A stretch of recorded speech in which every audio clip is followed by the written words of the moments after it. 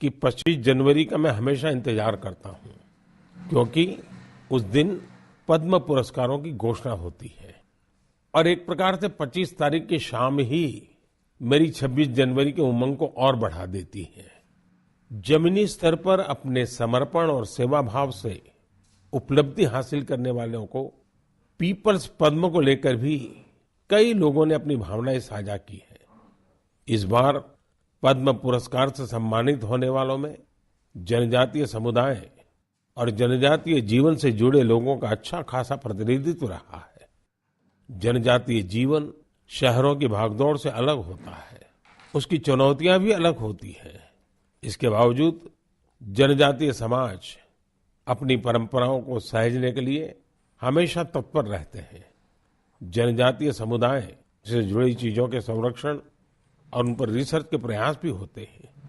ऐसे ही टोटो, हो, कुई, कुवी और मांडा जैसी जनजातीय भाषाओं पर काम करने वाले कई महानुभावों को पद्म पुरस्कार मिले हैं। यह हम सभी के लिए गर्व की बात है। धानीराम टोटो, जानूम सी सॉय और बी रामकृष्ण रेड्डी जी के नाम अब तो पूरा देश उनसे परिचित हो गया है। सिद्दी, जारवा और ओंगे जैसे आदि जनजाति के साथ काम करने वाले लोगों को भी इस बार सम्मानित किया गया है। जैसे हीराबाई लोबी, रतन चंद्र कार और ईश्वर चंद्र वर्मा जी। जनजातीय समुदाय हमारी धरती, हमारी विरासत का अभिन्न हिस्सा रहे हैं। देश और समाज के विकास में उनका योगदान बहुत महत्वपूर्ण है। उनके लिए काम करने वाले व्यक्तित्वों का सम्मान नई पीढ़ी को भी प्रेरित करेगा। इस वर्ष पद्म पुरस्कारों की गूंज उन इलाकों में भी सुनाई दे रही है जो नक्सल प्रभावित हुआ करते थे। अपने प्रयासों से नक्सल प्रभावित क्षेत्रों में गुमराह युवकों को सही राह दिखाने वालों को पद्म पुरस्कारों से सम्मानित किया गया है। इसके लिए कांकेर में लकड़ी पर नक्काशी करने वाले अजय कुमार मंडावी और गढ़चिरौली के प्रसिद्ध झाड़ीपट्टी रंगभूमि से जुड़े परशुराम कोमाजी खुणे को भी ये सम्मान मिला है। इसी प्रकार नॉर्थ ईस्ट में अपनी संस्कृति के संरक्षण में जुटे राम कुई बांगवे न्यूमे, विक्रम बहादुर जमातिया और कर्मा वांगचू को भी सम्मानित किया गया है। साथियों, इस बार पद्म पुरस्कार से सम्मानित होने वालों में कई ऐसे लोग शामिल हैं जिन्होंने संगीत की दुनिया को समृद्ध किया है। कौन होगा जिसको संगीत पसंद ना हो?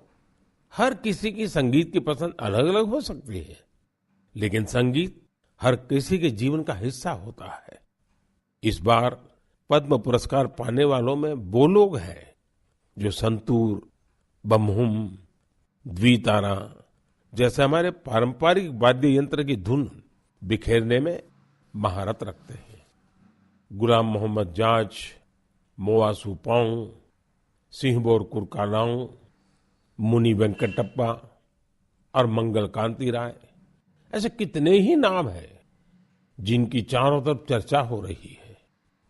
साथियों, पद्म पुरस्कार पाने वाले अनेक लोग हमारे बीच के वो साथी हैं जिन्होंने हमेशा देश को सर्वोपरि रखा, राष्ट्र प्रथम के सिद्धांत के लिए अपना जीवन समर्पित कर दिया।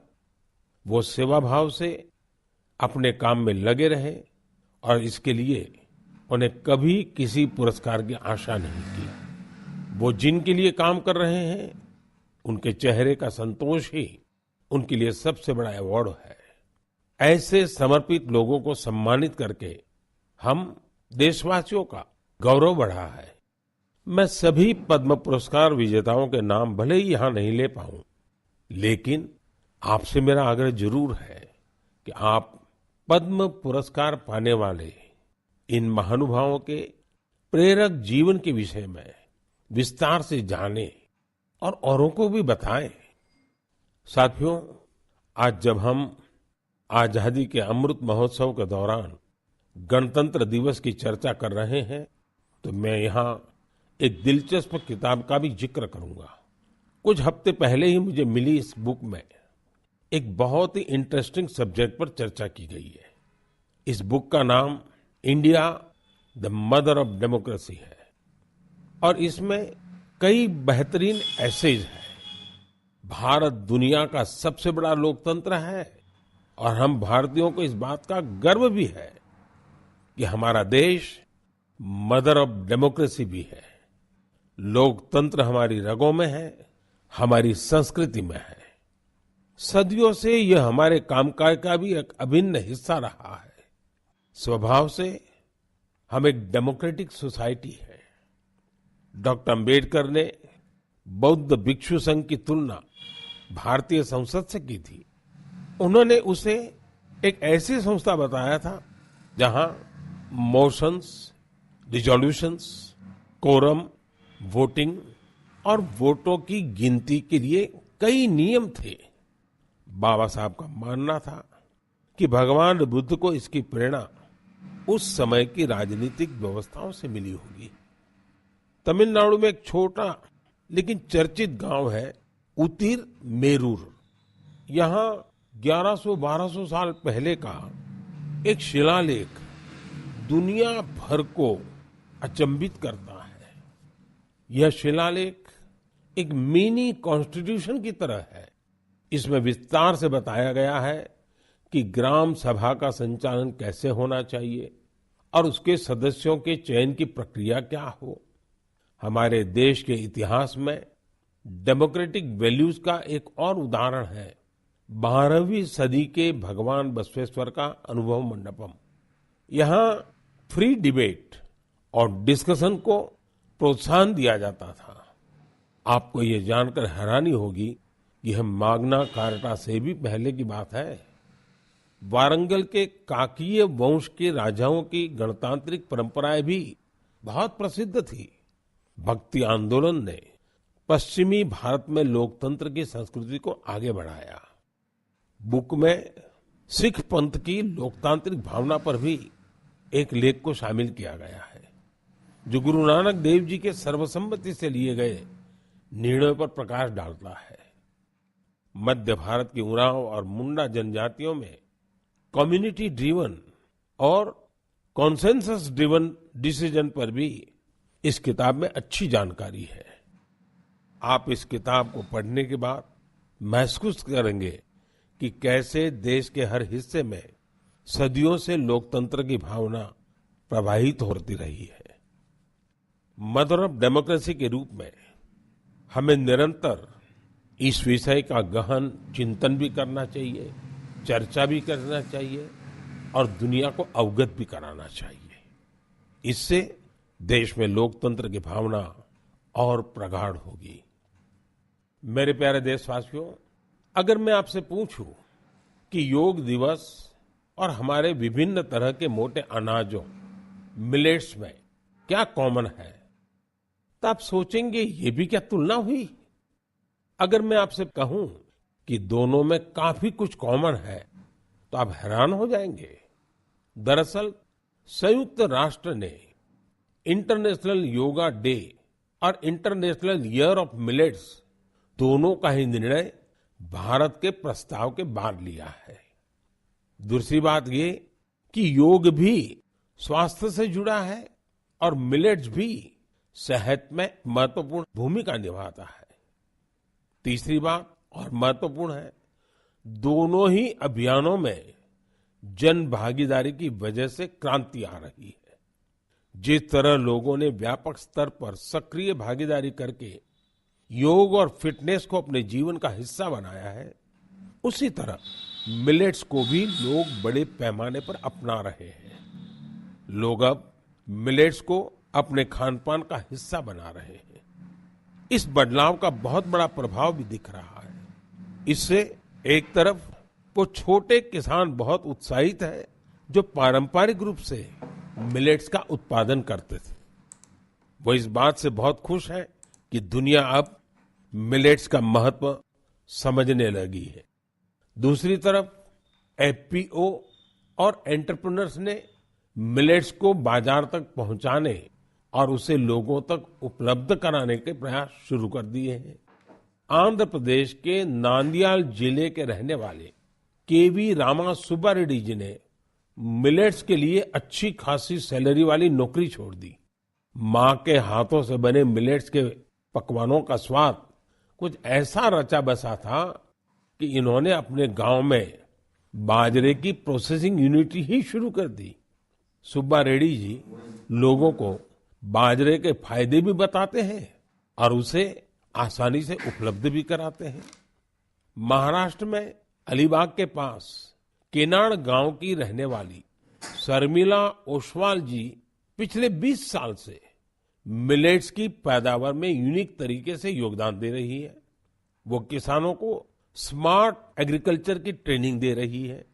उनके प्रयासों से न सिर्फ मिलेट्स की उपज बढ़ी है, बल्कि किसानों की आय में भी वृद्धि हुई है। अगर आपको छत्तीसगढ़ के रायगढ़ जाने का मौका मिले तो यहाँ के मिलेट्स कैफे जरूर जाइएगा। कुछ ही महीने पहले शुरू हुए इस मिलेट्स कैफे में चीला, डोसा, मोमोज, पिज्जा और मंचूरियन जैसे आइटम खूब पॉपुलर हो रहे हैं। मैं आपसे एक और बात पूछूं? आपने एंटरप्रेन्योर शब्द सुना होगा, लेकिन क्या आपने मिलेटप्रेन्योर सुना है क्या? ओडिशा की मिलेटप्रेन्योर्स आजकल खूब सुर्खियों में है। आदिवासी जिले सुंदरगढ़ की करीब 1,500 महिलाओं का self help group Odisha millets mission से जुड़ा हुआ है। यहाँ महिलाएं मिलेट से कुकीज, रसगुल्ला, गुलाब जामुन और केक तक बना रही है। बाजार में इनकी खूब डिमांड होने से महिलाओं की आमदनी भी बढ़ रही है। कर्नाटका के कलबुर्गी में Aland Bhutai millets farmers producer company ने पिछले साल Indian institute of millets research की देखरेख में काम शुरू किया। यहाँ के खाकरा, बिस्कुट और लड्डू लोगों को भा रहे हैं। कर्नाटका के ही बीदर जिले में हुलसूर मिलेट प्रोड्यूसर कंपनी से जुड़ी महिलाएं मिलेट्स की खेती के साथ ही उसका आटा भी तैयार कर रही है। इससे इसकी कमाई भी काफी बढ़ रही है। प्राकृतिक खेती से जुड़े छत्तीसगढ़ के संदीप शर्मा जी के एफपीओ से आज 12 राज्यों के किसान जुड़े हैं। बिलासपुर का यह एफपीओ 8 प्रकार के मिलेट्स का आटा और उसके व्यंजन बना रहा है। साथियों, आज हिंदुस्तान के कोने कोने में G20 की समिट्स लगातार चल रही है और मुझे खुशी है कि देश के हर कोने में जहां भी G20 की समिट हो रही है, मिलेट से बने पौष्टिक और स्वादिष्ट व्यंजन उसमें शामिल होते हैं। यहाँ बाजार से बनी खिचड़ी, पोहा, खीर और रोटी के साथ ही रागी से बने पायसम, पूड़ी और डोसा जैसे व्यंजन भी परोसे जाते हैं। G20 के सभी वेन्यूज पर मिलेट एग्जीबिशन में मिलेट से बनी हेल्थ ड्रिंक, सीरियल्स और नूडल्स को शोकेस किया गया। दुनिया भर में इंडियन मिशंस भी इनकी लोकप्रियता बढ़ाने के लिए भरपूर प्रयास कर रहे हैं। आप कल्पना कर सकते हैं कि देश का ये प्रयास और दुनिया में बढ़ने वाली मिलेट्स की डिमांड हमारे छोटे किसानों को कितनी ताकत देने वाली है। मुझे देखकर भी अच्छा लगता है कि आज जितने तरह की नई नई चीजें मिलेट से बनने लगी हैं, वो युवा पीढ़ी को भी उतनी ही पसंद आ रही है। इंटरनेशनल ईयर ऑफ मिलेट्स की ऐसी शानदार शुरुआत के लिए और उसको लगातार आगे बढ़ाने के लिए मैं मन की बात के श्रोताओं को भी बधाई देता हूं। मेरे प्यारे देशवासियों, जब आपसे कोई टूरिस्ट हब गोवा की बात करता है तो आपके मन में क्या ख्याल आता है? स्वाभाविक है, गोवा का नाम आते ही सबसे पहले यहाँ की खूबसूरत कोस्टलाइन, बीचेस और पसंदीदा खान पान की बातें ध्यान में आने लगती हैं। लेकिन गोवा में इस महीने कुछ ऐसा हुआ जो बहुत सुर्खियों में है। आज मन की बात में मैं इसे आप सबके साथ साझा करना चाहता हूं। गोवा में हुआ ये इवेंट है पर्पल फेस्ट। इस फेस्ट को 6 से 8 जनवरी तक पणजी में आयोजित किया गया। दिव्यांग जनों के कल्याण को लेकर यह अपने आप में एक अनूठा प्रयास था। पर्पल फेस्ट कितना बड़ा मौका था, इसका अंदाजा आप सभी इस बात से लगा सकते हैं कि 50,000 से भी ज्यादा हमारे भाई बहन इसमें शामिल हुए। यहाँ आए लोग इस बात को लेकर रोमांचित थे कि वो अब मिरामार बीच घूमने का भरपूर आनंद उठा सकते हैं। दरअसल मिरामार बीच हमारे दिव्यांग भाई बहनों के लिए गोवा के एक्सेसिबल बीचेस में से एक बन गया है। यहाँ पर cricket tournament, table tennis tournament, marathon competition के साथ ही एक डीप ब्लाइंड कन्वेंशन भी आयोजित किया गया। यहाँ यूनिक बर्ड वॉचिंग प्रोग्राम के अलावा एक फिल्म भी दिखाई गई। इसके लिए विशेष इंतजाम किए गए थे ताकि हमारे सभी दिव्यांग भाई बहन और बच्चे इसका पूरा आनंद ले सके। पर्पल फेस्ट की एक खास बात इसमें देश के प्राइवेट सेक्टर की भागीदारी भी रही। उनकी ओर से ऐसे प्रोडक्ट्स को शोकेस किया गया जो दिव्यांग फ्रेंडली है। इस फेस्ट में दिव्यांग कल्याण के प्रति जागरूकता बढ़ाने के अनेक प्रयास देखे गए। पर्पल फेस्ट को सफल बनाने के लिए मैं इसमें हिस्सा लेने वाले सभी लोगों को बधाई देता हूं। इसके साथ ही उन वॉलंटियर्स का भी अभिनंदन करता हूं जिन्होंने इसे ऑर्गेनाइज करने के लिए रात दिन एक कर दिए। मुझे पूरा विश्वास है कि एक्सेसिबल इंडिया के हमारे विजन को साकार करने में इस प्रकार के अभियान बहुत ही कारगर साबित होंगे। मेरे प्यारे देशवासियों, अब मन की बात में मैं एक ऐसे विषय पर बात करूंगा जिसमें आपको आनंद भी आएगा, गर्व भी होगा और मन कह उठेगा, वाह भाई वाह, दिल खुश हो गया। देश के सबसे पुराने साइंस इंस्टीट्यूशंस में से एक बेंगलुरु का इंडियन इंस्टीट्यूट ऑफ साइंस यानी IISc एक शानदार मिसाल पेश कर रहा है। मन की बात में मैं पहले इसकी चर्चा कर चुका हूं कि कैसे इस संस्थान की स्थापना के पीछे भारत की दो महान विभूतियां जमशेदजी टाटा और स्वामी विवेकानंद की प्रेरणा रही है। तो आपको और मुझे आनंद और गर्व दिलाने वाली बात यह है कि साल 2022 में इस संस्थान के नाम कुल 145 पेटेंट्स रहे हैं। इसका मतलब है हर 5 दिन में 2 पेटेंट्स। ये रिकॉर्ड अपने आप में अद्भुत है। इस सफलता के लिए मैं IISc की टीम को भी बधाई देना चाहता हूं। साथियों, आज पेटेंट फाइलिंग में भारत की रैंकिंग 7वीं और ट्रेडमार्क्स में 5वीं है। सिर्फ पेटेंट्स की बात करें तो पिछले 5 वर्षों में इसमें करीब 50% की वृद्धि हुई है। ग्लोबल इनोवेशन इंडेक्स में भी भारत की रैंकिंग में जबरदस्त सुधार हुआ है और अब वो 40वें पर आ पहुंची है, जबकि 2015 में भारत ग्लोबल इनोवेशन इंडेक्स में 80 नंबर के भी पीछे था। एक और दिलचस्प बात मैं आपको बताना चाहता हूं। भारत में पिछले 11 वर्षों में पहली बार डोमेस्टिक पेटेंट फाइलिंग की संख्या फॉरेन फाइलिंग से अधिक देखी गई है। ये भारत के बढ़ते हुए वैज्ञानिक सामर्थ्य को भी दिखाता है। साथियों, हम सभी जानते हैं कि 21वीं सदी की ग्लोबल इकोनॉमी में नॉलेज ही सर्वोपरि है। मुझे विश्वास है कि भारत के टेकेड का सपना हमारे इनोवेटर्स और उनके पेटेंट्स के दम पर जरूर पूरा होगा।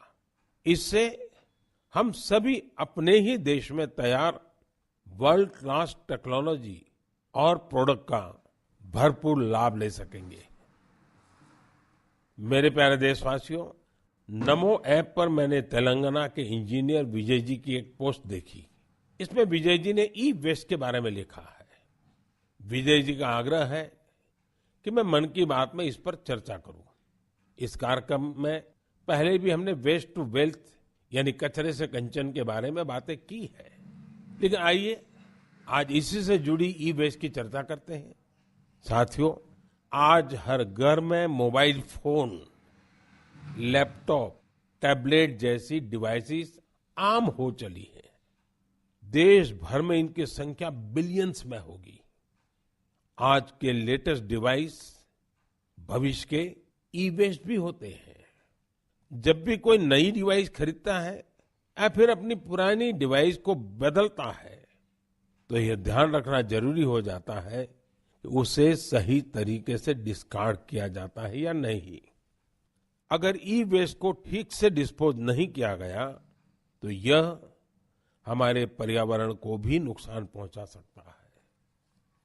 लेकिन अगर सावधानी पूर्वक ऐसा किया जाता है तो ये रिसाइकल और रीयूज की सर्कुलर इकोनॉमी की बहुत बड़ी ताकत बन सकता है। संयुक्त राष्ट्र की एक रिपोर्ट में बताया गया था कि हर साल 50 मिलियन टन ई वेस्ट फेंका जा रहा है। आप अंदाजा लगा सकते हैं कि कितना होता है। मानव इतिहास में जितने कमर्शियल प्लेन बने हैं उन सभी का वजन मिला दिया जाए तो भी जितना ई वेस्ट निकल रहा है उसके बराबर नहीं होगा। ये ऐसा है जैसे हर सेकंड 800 लैपटॉप फेंक दिए जा रहे हो। आप जानकर चौंक जाएंगे कि अलग अलग प्रोसेस के जरिए इस ई वेस्ट से करीब 17 प्रकार के प्रेशियस मेटल्स निकाले जा सकते हैं। इसमें गोल्ड, सिल्वर, कॉपर और निकल शामिल है। इसलिए ई वेस्ट का सदुपयोग करना कचरे को कंचन बनाने से कम नहीं है। आज ऐसे स्टार्टअप्स की कमी नहीं जो इस दिशा में इनोवेट काम कर रहे हैं। आज करीब 500 ई वेस्ट रिसाइकलर्स इस क्षेत्र से जुड़े हैं और बहुत सारे नए उद्यमियों को भी इससे जोड़ा जा रहा है। इस सेक्टर ने हजारों लोगों को सीधे तौर पर रोजगार भी दिया है। बेंगलुरु की ई परिसरा ऐसे ही एक प्रयास में जुटी है। इसने प्रिंटेड सर्किट बोर्ड्स की कीमती धातुओं को अलग करके ही स्वदेशी टेक्नोलॉजी विकसित की है। इसी तरह मुंबई में काम कर रही इकोरिको ने मोबाइल ऐप से ई वेस्ट को कलेक्ट करने का सिस्टम तैयार किया है। उत्तराखंड के रुड़की की एटेरो रिसाइकलिंग ने तो इस क्षेत्र में दुनिया भर में कई पैटेंट्स हासिल किए हैं। इसने भी खुद की ई वेस्ट रिसाइकल टेक्नोलॉजी तैयार कर काफी नाम कमाया है। भोपाल में मोबाइल ऐप और वेबसाइट कबाड़ीवाला के जरिए टनों ई वेस्ट एकत्र किया जा रहा है। इस तरह के कई उदाहरण हैं। ये सभी भारत को ग्लोबल रिसाइकलिंग हब बनाने में मदद कर रहे हैं। लेकिन ऐसे इनिशिएटिव की सफलता के लिए एक जरूरी शर्त भी है।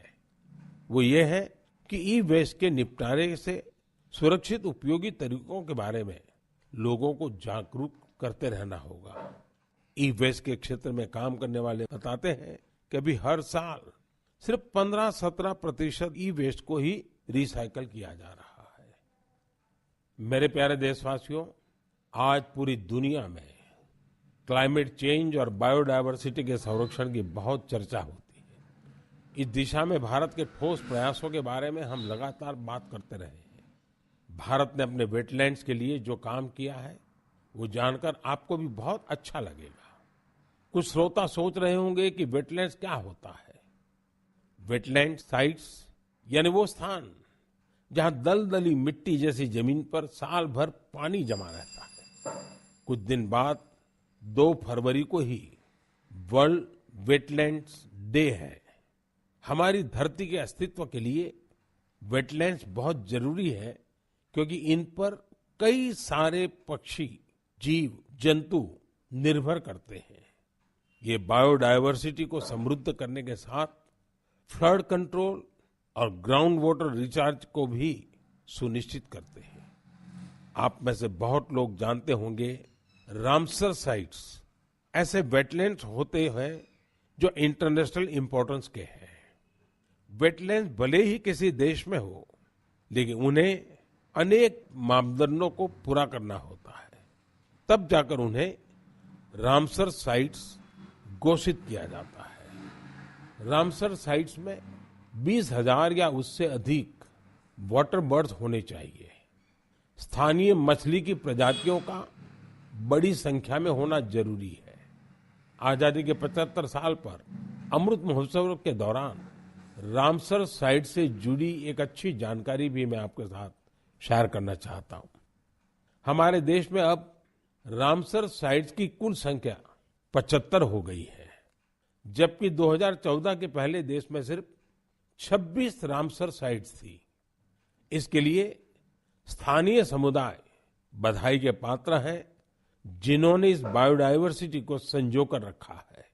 यह प्रकृति के साथ सद्भाव पूर्वक रहने की हमारी सदियों पुरानी संस्कृति और परंपरा का भी सम्मान है।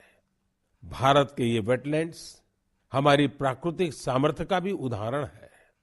ओडिशा की चिल्का झील को 40 से अधिक वाटर बर्ड स्पीशीज को आश्रय देने के लिए जाना जाता है। कैबुल लमजाम लोकटाक को स्वैम्प डियर का एकमात्र नेचुरल हैबिटेट माना जाता है। तमिलनाडु के वेर्थांगल को 2022 में रामसर साइट घोषित किया गया। यहाँ की बर्ड पॉपुलेशन को संरक्षित करने का पूरा श्रेय आसपास के किसानों को जाता है। कश्मीर में पंजाथ नाग समुदाय एनुअल फ्रूट ब्लॉसम फेस्टिवल के दौरान एक दिन को विशेष तौर पर गांव के झरने की साफ सफाई में लगाता है। वर्ल्ड्स रामसर साइट में अधिकतर यूनिक कल्चरल हेरिटेज भी है। मणिपुर का लोकटाक और पवित्र झील रेणुका से वहां की संस्कृतियों का गहरा जुड़ाव रहा है। इसी प्रकार संभार का नाता मां दुर्गा के अवतार शाकंभरी देवी से भी है। भारत में वेटलैंड्स का ये विस्तार उन लोगों की वजह से संभव हो पा रहा है जो रामसर साइट्स के आसपास रहते हैं। मैं ऐसे सभी लोगों की बहुत सराहना करता हूं। मन की बात के श्रोताओं की तरफ से उन्हें शुभकामनाएं देता हूं। मेरे प्यारे देशवासियों, इस बार हमारे देश में खासकर उत्तर भारत में खूब कड़ाके की सर्दी पड़ी। इस सर्दी में लोगों ने पहाड़ों पर बर्फबारी का मजा भी खूब लिया। जम्मू कश्मीर से कुछ ऐसी तस्वीरें आई जिन्होंने पूरे देश का मन मोह लिया।